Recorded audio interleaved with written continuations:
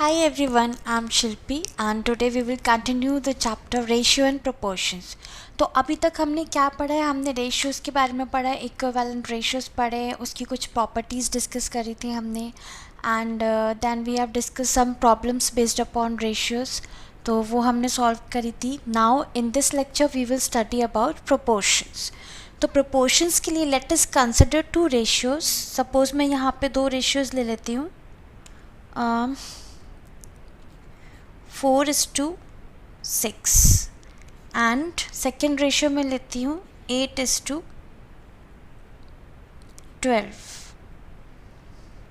Okay, तो अब अगर इन दोनों रेशियोज़ की मैं सिंपलेस्ट फॉर्म देखूँ, सिंप्लीफाई करूँ इसे, तो फर्स्ट रेशियो हमारे पास क्या है? 4:6. इसे हम 4/6 लिख सकते हैं फ्रैक्शन में. सो 2 2s 2 3s, ये हो गया 2/3. सिमिलरली जो सेकेंड रेशियो हमारे पास 8:12, इसको अगर मैं सिंप्लीफाई करूँ फ्रैक्शन में लिख के 8/12, अगेन 4 2s 4 3s, तो इट इज़ 2:2/3 यानी 2:3. तो यू कैन सी यहाँ पर भी सिंपलेस्ट फॉर्म और यहाँ पर सिंपलेस्ट फॉर्म दोनों सेम आ रही है, विच इज़ 2/3. तो जब भी कोई दो रेशियोज़ सिंपलेस्ट फॉर्म में इक्वल होते हैं, उनकी सिंपलेस्ट फॉर्म इक्वल होती है, then we say that the two ratios are in proportion. तो दो रेशियोज़ को इक्वल बताने के लिए, इक्वालिटी के लिए हम प्रोपोर्शन यूज़ करते हैं. तो यहाँ पर हम क्या बोलेंगे? 4:6 is proportional to 8:12. So let us come to the definition. The numbers A, B, C, D, again चार numbers हैं, तो it is these are said to be in proportion if the ratio of first two numbers यानी A:B is equal to the ratio of last two numbers यानी C:D. Same चीज़ आ गई. We use the symbol this, double colon से हम इसको represent करते हैं, like double colon या equal sign. यहाँ पर हमने जो रेशियोज़ लिए थे 4:6, तो या तो हम लिखेंगे 4:6 इज़ इक्वल टू 8:12, या फिर हम इसे लिखेंगे 4:6 इज़ प्रोपोर्शनल टू 8:12. ये डबल कॉलन जो है, this is the symbol of proportionality. Okay, तो इस तरह से जैसे ये लिख के दिखाया है यहाँ पर, A:B is equal to C:D, या फिर हम लिखेंगे A:B is proportional to C:D. तो अब ये जो नंबर्स यहाँ पे आ रहे हैं, रेशियोज़ की जो टर्म्स आ रही हैं A, B, C and D, these our respective terms of the proportion. हम अब ये प्रोपोर्शन की टर्म्स हो जाएंगी. हम इसे कैसे बोलेंगे? सपोज प्रोपोर्शनैलिटी है A:B is proportional to C:D. Okay, तो ये फर्स्ट टर्म हो जाएगी A, similarly B second, C third term and D fourth term. हम इसे प्रोपोर्शनल भी बोलते हैं, like third proportional, fourth proportional. ठीक है, फिर एक इम्पॉर्टेंट टर्म आती है, दो इम्पॉर्टेंट टर्म्स आते हैं, एक्सट्रीम्स एंड मीन्स. एक्सट्रीम्स को हम एक्सट्रीम टर्म्स भी बोलते हैं, मीन्स को हम मीन टर्म्स भी बोलते हैं. एक्सट्रीम्स आपको नाम से ही लग रहा होगा. एक्सट्रीम टर्म्स कौन सी हो जाएंगी? कॉर्नर वाली टर्म्स, यानी first and last, first and fourth terms. तो एक्सट्रीम टर्म्स कौन सी हो जाएंगी? यहाँ पर A and D. Okay, similarly means, means मतलब मिडल, रिलेटेड टू मिडल, है ना. तो मीन टर्म्स कौन सी हो जाएंगी? बीच वाली, यानी B एंड C. ठीक है, तो हम इसे मीन टर्म्स बोलते हैं और मीन्स भी बोलते हैं. ये कौन सी हो जाएंगी? मिडल टर्म्स, यानी कि B एंड C. तो ये दो इम्पॉर्टेंट टर्म्स हैं यहाँ पर, extremes and means. Then next आता है कंटिन्यूड प्रोपोर्शन. अब अभी हमने देखा कि किसी भी प्रोपोर्शन में कितनी टर्म्स होती हैं? 4 टर्म्स होती हैं, राइट. बट अगर मैं कहूँ 3 टर्म्स, तो या this is in the case of continued proportion. कैसे? अभी देखते हैं. सपोज ऐसे एक रेशियो है 2:6 and this is proportional to 6:18. ठीक है, प्रोपोर्शनल है ना. सिंपलेस्ट फॉर्म दोनों रेशियोज़ की सेम में अगर आप चेक करो तो 2 3s 6, 6 3s 18, 1:3 आएगा सिंपलेस्ट फॉर्म. अब यहाँ पर मीन टर्म्स आप देखो, जो बीच वाली टर्म्स है, यहाँ भी 6 है, यहाँ भी 6 है, कॉमन है। तो इस तरह से जब कॉमन होते हैं तो हम मीन टर्म एक ही बार लिखते हैं, like 2, 6 and 18 are in proportion। यहाँ पर हम 6 को 2 टाइम्स नहीं लिखेंगे। So this kind of proportion is called continued proportion where mean terms are same, यानी मिडल वाली जो दोनों टर्म्स हैं वो सेम होंगी। सॉरी, तो यही continued proportion में यहाँ शो कर रखा है। यू कैन सी b यहाँ पर सेम है, मिडिल टर्म सेम है, तो A B C are set to be in continued proportion. C जो लास्ट वाली टर्म है उसको हम बोलते हैं third proportional to A and B. In the same way B जो मिडिल वाली टर्म है that is called mean proportional या फिर ज्योमेट्रिक मीन। क्वेश्चंस में हमसे इस तरह से पूछा जाता है like find the mean proportional और फाइंड द थर्ड प्रोपोर्शनल, है ना।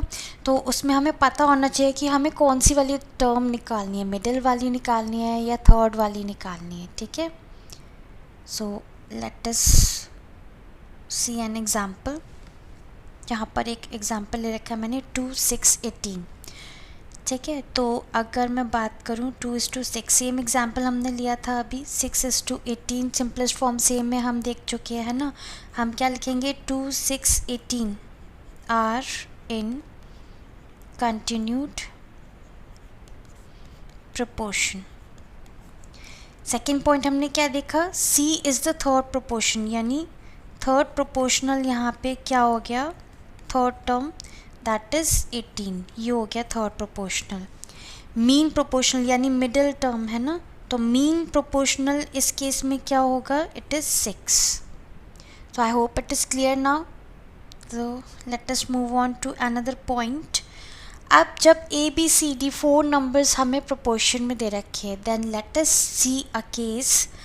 अगर प्रोपोर्शन में है तो that means A is to B is equal to C is to D. Fraction की फॉर्म में अगर मैं इसको लिखूँ तो it will be a upon B is equal to c upon d. यहाँ पर हम क्रॉस मल्टीप्लिकेशन कर सकते हैं, है ना। तो क्रॉस मल्टीप्लाई करेंगे, this will be a into D is equals to b into C. Now can you tell me a into D, A और डी क्या है। अभी हमने ऊपर देखा था एक्सट्रीम्स और मीन्स पढ़े थे, है ना। तो a और d यहाँ पर क्या है, एक्सट्रीम्स, और ये क्या है, एक्सट्रीम्स का product. So we can write it as product of extremes is equal to b and c। यहाँ पे क्या है, मीन्स, मिडिल टर्म्स, तो it is equals to product of means, ठीक है। तो ये यहाँ पर हम इस पे एक बेस्ड क्वेश्चंस आते हैं, क्वेश्चंस में हम इसे बहुत यूज़ करते हैं, तो इसे याद रखना है, a into D is equals to B into C, या फिर हम बोल सकते हैं product of extremes is equals to product of means. You have to keep in mind. Same हम कंटिन्यूड प्रोपोर्शनल के लिए भी देखते हैं, A B C are in continued proportion. तो अगेन इसका मतलब क्या हो गया, A is to B is proportional to या फिर is equal to b is to c. b 2 बार लिखा मैंने क्योंकि कंटिन्यूड प्रोपोर्शन है ना, मिडिल टर्म्स दोनों सेम होंगी, तो दोनों मिडिल टर्म्स की जगह b आएगा। तो फ्रैक्शन की फॉर्म में a upon B is equal to b upon C. Again cross multiplication, क्या आ जाएगा, a into C is equals to b into B. आ गया ना फिर से वही, product of extremes is equals to product of means. Means यहाँ पे दोनों जगह बी है तो b इंटू बी आ गया। इसको आप लिख सकते हो a into c is equals to b square, ऐसे भी लिख सकते हो, या फिर again you can say product of extremes is equal to product of means. Okay, तो ये कंडीशन हमें याद रखनी है, we will be using it in some problems, इसको यूज़ करना पड़ सकता है। Now let us discuss some questions. First one is verify that following numbers are in proportion, हमें यहाँ पे वेरीफाई करना है, शो करना है कि ये जो 4 नंबर्स हमें दे रखे हैं ये प्रोपोर्शन में है। तो क्या कंडीशन होती है प्रोपोर्शनल के लिए? फर्स्ट 2 नंबर्स का रेशियो और लास्ट 2 नंबर्स का रेशियो इक्वल होना चाहिए। चेक कर लेते हैं इक्वल है या नहीं। तो फर्स्ट 2 नंबर्स का रेशियो कितना हो गया? 3:5, ठीक है। एंड लास्ट 2 नंबर्स का रेशियो क्या हो गया? 6:10। ये हो गया 6/10, 2 3 2 5, तो ये हो गया 3:5। यहाँ भी 3:5, यहाँ भी 3:5, ठीक है।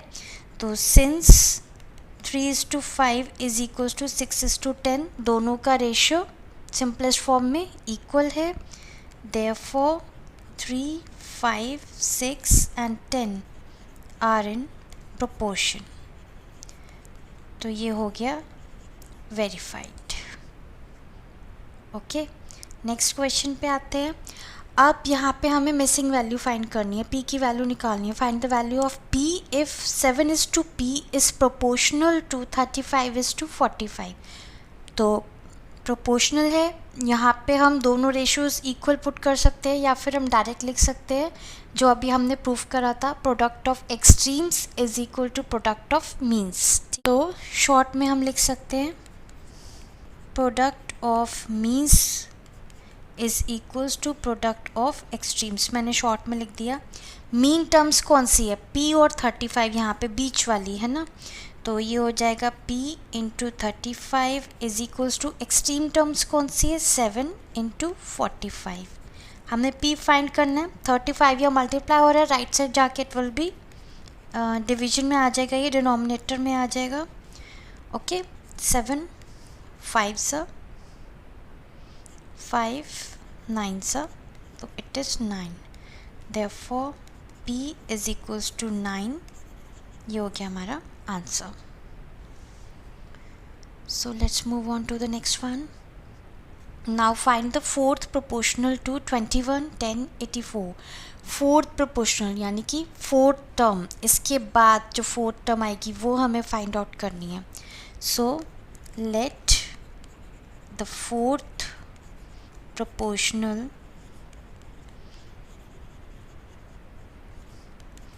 be x। तो again product of extremes is equals to product of means. Extreme terms यानी किनारे वाली, फर्स्ट एंड लास्ट, तो 21 और लास्ट टर्म क्या है? x, fourth term is equals to mean terms का प्रोडक्ट यानी मिडिल वाली टर्म्स का प्रोडक्ट। तो मिडिल वाली टर्म्स कौन सी है? 10 इंटू 84। तो x is equals to 21, right side जाके डिवाइड हो जाएगा। Now you can see 21 into 4 is 84, कितना आया? 40। तो x is equals to 40। Therefore the fourth proportional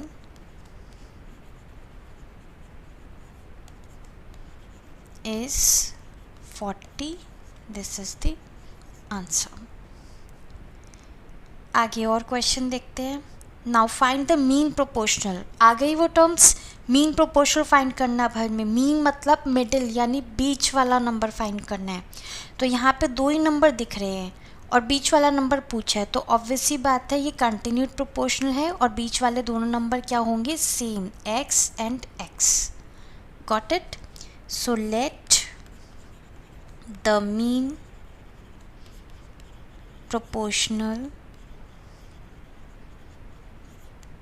B x। Proportionality क्या बनेगी? 6 is to x is proportional to x is to 24। Middle term same होगी, mean term same होगी जो कि हमने x ले रखी है। Again we will put the same, product of means is equals to product of extremes. Means क्या है? दोनों x है, x into x is equals to extremes, किनारे वाली, कॉर्नर वाली टर्म्स, तो ये होगी 6 into 24। Now x square is equal to 144 तो x square is equals to 144, 12 का स्क्वायर होता है, तो एक्स स्क्वायर अगर 12 के स्क्वायर के इक्वल है दैट मीन्स एक्स किसकी इक्वल है, 12 की equal. So therefore the mean proportional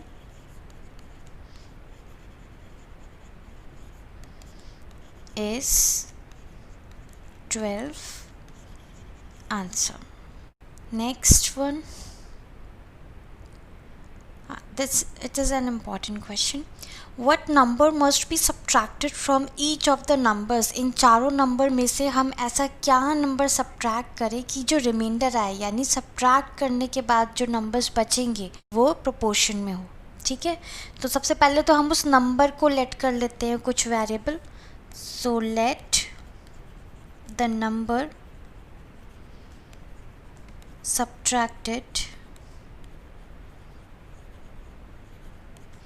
be x.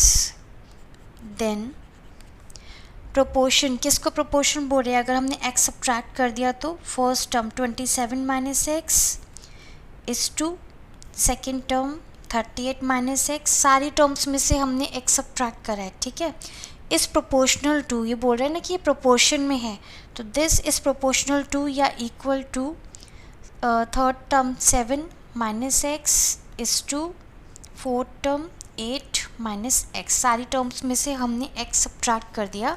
यही बोल रहा है कि क्या नंबर हम सब्ट्रैक्ट करें कि ये प्रोपोर्शनल हो जाए, प्रोपोर्शन में आ जाए. So again product of extremes is equal to product of means. extreme terms पहली और last, first and fourth 27 minus x, fourth term 8 minus x is equals to mean terms middle वाली second and third, तो it is 38 minus x into 7 minus x. इसे अब हम solve करेंगे तो ये हो जाएगा 27 इंटू 8 माइनस एक्स और माइनस एक्स की मल्टीप्लाई पूरे ब्रैकेट से 8 माइनस एक्स. सिमिलरली यहाँ 38 की मल्टीप्लाई पूरे सेकेंड ब्रैकेट से और माइनस एक्स की मल्टीप्लाई पूरे सेकेंड ब्रैकेट से. इसे अब हम ओपन करेंगे, ये हो गया 216, 27 इंटू एक्स, ये हो गया 27x minus 8x minus minus plus x into x square. This is equal to 38 into 7 266 minus 38 into x 38x minus 7x plus x square. तो x square और x square कैंसिल हो जाएगा. So now 216 minus 27x and minus 8x, ये हो जाएगा 35x minus का, is equal to right side क्या बचा 266 माइनस 38x माइनस 7x, ये हो जाएगा माइनस का 45x. सो माइनस का 45x लेफ्ट साइड आके ये पॉजिटिव हो जाएगा. यहाँ बचा माइनस का 35x और यहाँ जो 216 था वो हम ले जाते हैं राइट साइड, तो वो सब्ट्रैक्ट हो जाएगा 266 माइनस 216. सो यहाँ बचा 10x और यहाँ बचा 50. तो x is equals to 50, 10 divide हो जाएगा विच इज इक्वल्स टू 5. तो क्या नंबर हमें सब्ट्रैक्ट करना है जो हमें फाइंड करना था. Therefore the number to be subtracted is 5. This will be the answer. Okay, so one more question. The scale of map is इतना, ये रेशियो दे रखा है मैप का. ऑब्वियसली मैप में जो हमें स्केल दे रखा होता है, लाइक अगर मैप में 1 सेंटीमीटर शो कर रहा है तो एक्चुअल डिस्टेंस 1 सेंटीमीटर थोड़ी होगी, बहुत ज़्यादा होती है. तो वो तो हम रेशियो के अकॉर्डिंग ले लेते हैं कि 1 सेंटीमीटर सपोज़ 1 किलोमीटर को रिप्रेजेंट कर रहा है या 1 सेंटीमीटर सपोज़ 1000 किलोमीटर को रिप्रेजेंट कर रहा है. According to that map is made, है ना. तो वही यहाँ पे एक मैप का स्केल दे रखा है कि 1 सेंटीमीटर अगर है तो वो 2,50,00,000 सेंटीमीटर को रिप्रेजेंट कर रहा है. ठीक है, तो इसी तरह से what is the actual distance between two towns if they are 4 centimetre apart. अगर दो टाउन्स के बीच की डिस्टेंस मैप में 4 सेंटीमीटर है तो एक्चुअल डिस्टेंस कितनी होगी? तो according to the ratio, if the distance in map is 1 centimeter,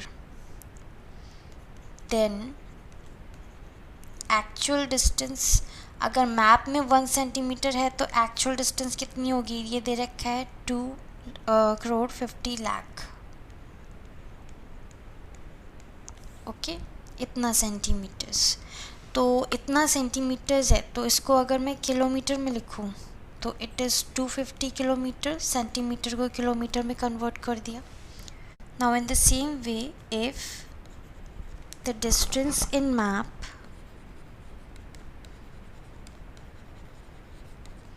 is 4 centimetre, अगर मैप की डिस्टेंस 4 सेंटीमीटर है, देन एक्चुअल डिस्टेंस कितनी हो जाएगी?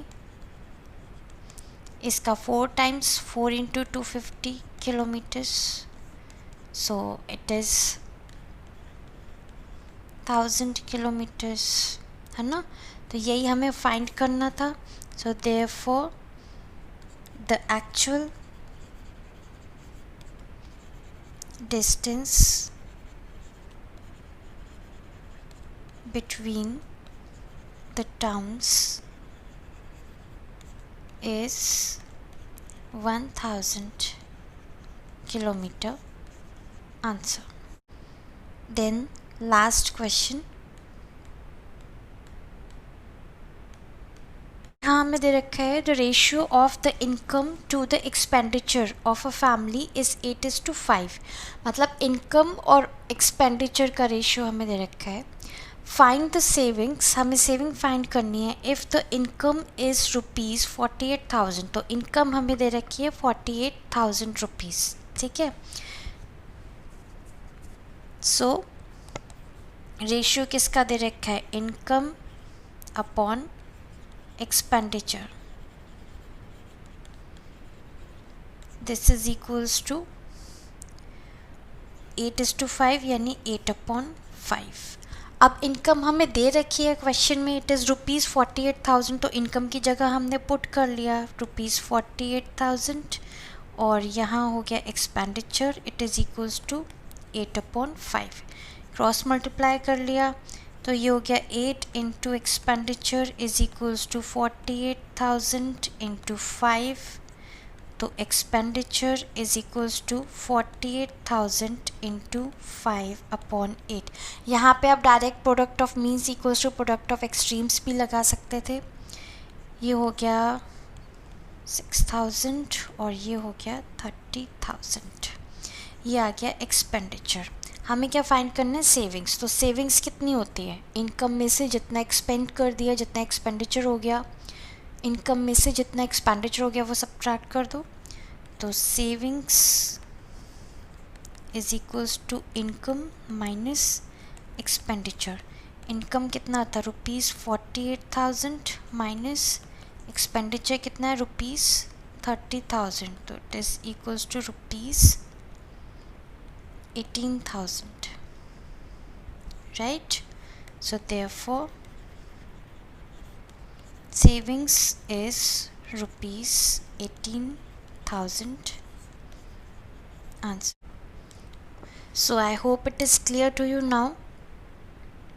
We have discussed various types of questions. You can try on more questions now based on the proportions. So take care. Goodbye.